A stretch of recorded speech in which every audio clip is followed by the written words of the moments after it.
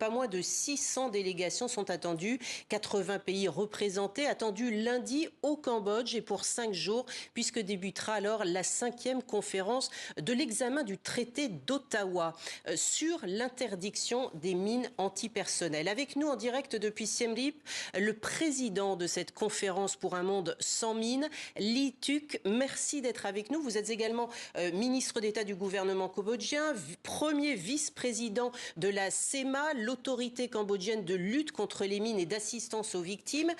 Ce traité d'Ottawa, il a aujourd'hui 27 ans. Quels sont ses effets concrètement? Est-ce qu'il y a un bilan que l'on peut faire aujourd'hui? Oui, il y a beaucoup de bilans, il y a beaucoup de succès. On a au cours de 27 ans, de 25 ans d'existence, la Convention a vraiment changé le monde. Nous avons enregistré beaucoup de succès. Une mine détruite, c'est un succès pour l'humanité.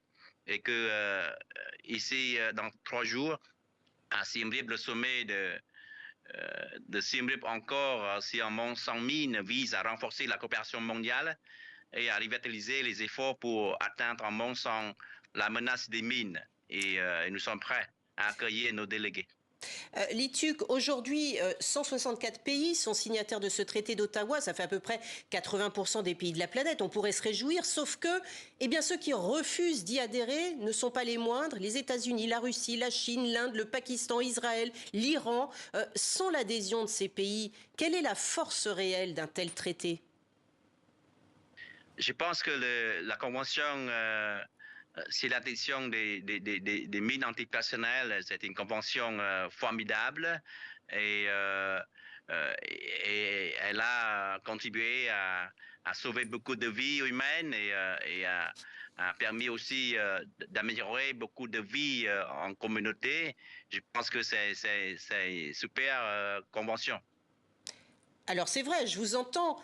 Néanmoins, les pays qui sont aujourd'hui en conflit ne sont pas signataires de cette convention d'Ottawa. Et là, n'y a-t-il pas une raison de s'inquiéter? Et peut-être, vous, à ce sommet au Cambodge, est-ce que vous allez peut-être parvenir à convaincre de nouveaux pays de signer cette convention d'Ottawa? C'est notre objectif commun. Nous sommes ici pour une semaine pour exprimer notre désir, notre intention et notre solidarité aussi. Je pense que le monde entier doit avoir la paix et la sécurité et que nous sommes ici pour construire un chemin vers un monde sans mine, sans danger de mine. Un mot sur l'assistance aux victimes de mines qui est au cœur de ce traité, les soins de réadaptation, de soutien psychologique. Mais je voudrais savoir que font les États signataires concrètement. Est-ce qu'ils n'ont pas tendance à se reposer un petit peu trop sur les ONG spécialisées en la matière? Je pense notamment à Handicap International. Je pense que nous sommes très fiers de notre collaboration des pays membres de la Convention et puis des différentes organisations. Ils ont tous réuni un grand effort et nous sommes engagés ensemble à